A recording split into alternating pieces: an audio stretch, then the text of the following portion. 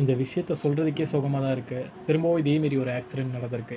November 30ஆம் தேதி கரெக்டாக 4 மணி சாயங்காலம் கவர்மெண்ட் பஸ் 2மே ஒன்று மேலே ஒன்று மோதி இருக்கு. சிவகங்கையிலேருந்து காரைக்குடிக்கு வந்த பஸ்ஸும், திருப்பூர்லேருந்து காரைக்குடிக்கு வந்த பஸ்ஸும் திருப்பத்தூரில் 4 மணி அளவில் மோதி இருக்கு. இதில் சம்பவ இடத்துலையே 11 பேர் டிரைவர் உட்பட உயிரிழந்திருக்காங்க. கரெக்டாக அந்த டர்னிங்கில் தான் நடந்திருக்கு. அதேமாரி இப்போ கொஞ்ச நாளைக்கு முன்னாடி தான் தென்காசியில் ஆக்சிடென்ட் ஆச்சு. 2 ப்ரைவேட் பஸ்ஸும் மோதி அதுலேயும் 7 பேர் கிட்ட உயிரிழந்திருக்காங்க.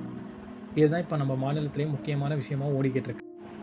இந்த ஆக்சிடெண்ட்டுக்கு என்ன காரணம்னா கவனக்குறைபாடும், அது மட்டும் இல்லாமல் அளவுக்கு அதிகமான வேகமாக ஓட்டுறதுனாலையும், கவர்னர்ஸ் கொடுத்துருக்க லிமிட்டை தாண்டியும் ஸ்பீடாக ஓட்டுறதுனாலையும் இதனால் நடக்கலாம். ஒரு சில பஸ்ஸில் வந்து கவர்னர்ஸ் ஒர்க் ஆகாமல் போகலாம்.